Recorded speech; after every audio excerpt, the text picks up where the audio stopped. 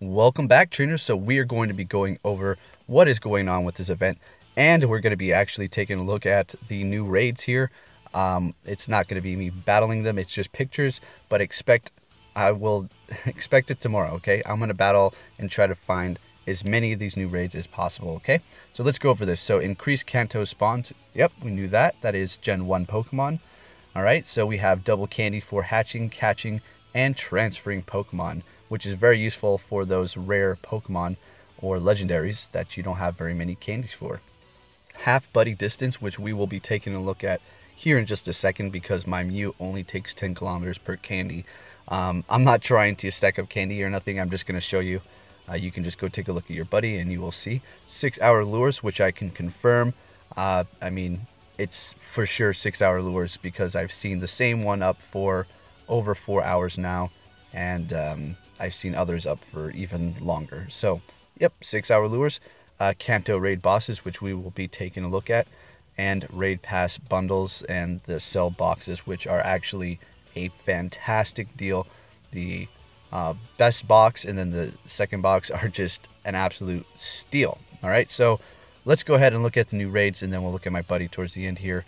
We have Charmander, Bulbasaur, and Squirtle making an entrance. Now, nothing has been reported shiny right now, so who knows, they might roll them out, but at this point, don't expect shinies.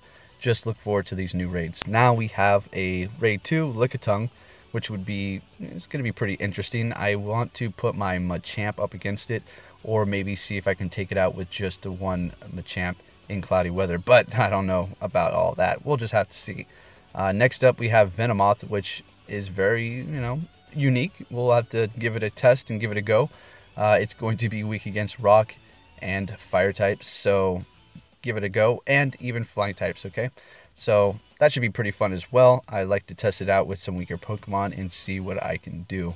Up next, we have Weezing. So Weezing makes a comeback.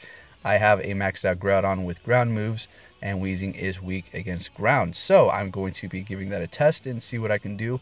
Also, it's weak against Psychic, so you can use your Psychic types if you have a Mewtwo, Alakazam, Espeon, or even your Latios or Latias. Up next, we have an Onix. So, first time seeing Onix in a raid, I think ever. This is going to be pretty fun. Level 3. I wonder how tough it actually is going to be. So, yeah, pretty interesting. Weak against fighting, ground, grass, and water types. Steel as well, so yeah, a lot of weaknesses there for Onix. Should be fun testing out Pokemon. Now we have Omnistar making a return as well, like the other ones before Onix. Now this is a tier 3, and you guys have seen it before. Omnistar, some people need it, some people don't. I'm going to do one or two if I can find them. We'll see. And now we have Kabutops. Now this is pretty interesting because I've never battled one of these in a raid, so I'm looking forward to this because as a tier 3, it's going to be somewhat of a challenge. Double weakness to grass types. So remember that. Double weakness to grass, Sceptile, Venusaur, and probably can use my Breloom. So yeah. And then we have an Aerodactyl at level 3 as well, making a return from the windy weather eggs. A little event that we had going on there when we had Pokemon spawning that like windy weather. So Aerodactyl's back, and well, we'll see what happens with that. Lapras, so yeah, making another return with that one. To be honest with you, I'm probably not going to go do those unless somebody reports finding a shiny. Otherwise, I'm going to skip Lapras, okay? Up next, we have a Snorlax. Now, I'll probably do a few of these just for kicks because, I mean, I honestly don't need Snorlax candies. I have a 100, I have a 98, I have several, high CP Snorlaxes in the 90s. I'm stacked up on the candies, but I know a lot of people do need that, in fact, and it's going to be a fun raid for them to do. And maybe possibly, I don't want to say that thing again because I don't want to keep getting this all hyped up. All right, and finally we have right on here, level 4 raid, so should be fun. I'm going to try to duo this with somebody and see if we can make that happen. Okay, so let's go ahead and take a look at my buddy here. We have 10 kilometers, all right, so it's been cut in half. Simple as that. I suggest if you're trying to get as much XP as possible, maybe walk something that only takes 1 kilometer, because that's going to be some intense candy for you right there. Say if you're walking a Pidgey or a Gyarados or just anything that takes one, that's going to be some major candy. So with that said, let's go ahead and take a look at a Machamp raid. I'm actually going to be using my Mew here with Shadow Claw and Dragon Claw, then followed up by a Mewtwo, I do believe a Gardevoir, and then an Alakazam finishing off the job. So I can't wait till I can finally have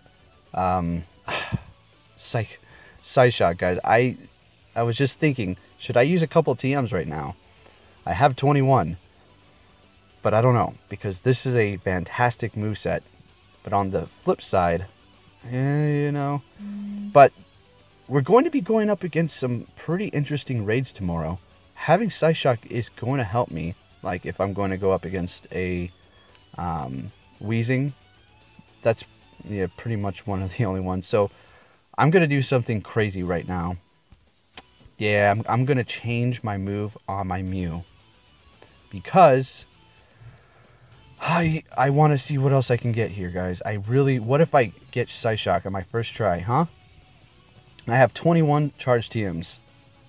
How about I use, let's say, 4 of them? Okay? Let's say 4. So let's do this right here, right now.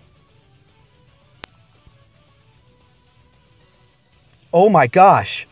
You gotta be... Guys, what? Are you serious? Dazzling... Oh, yes! Yes! Oh my goodness.